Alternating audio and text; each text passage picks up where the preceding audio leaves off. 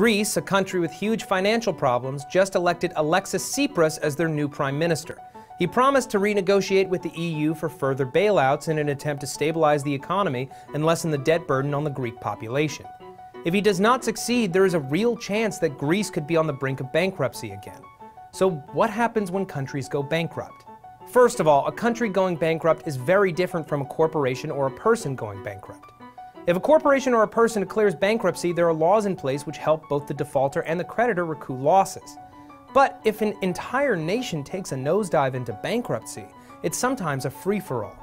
Historically, creditor nations were known to seize assets by force or blockade a country's ports until debt payments resumed.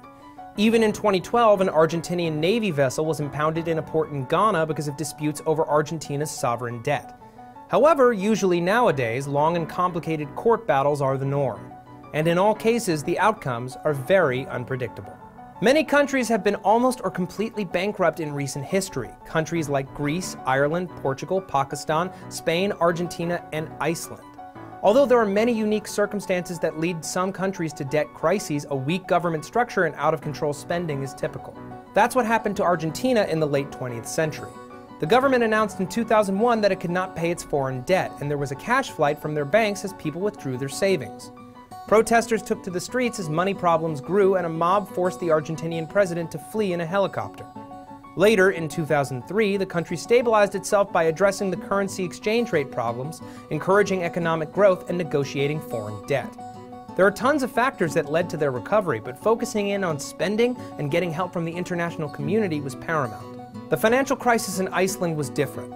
In 2008, the main Icelandic banks failed and the government refused to bail them out. This kept the government from overextending and risking bankruptcy, but it also endangered the financial situation of their citizens.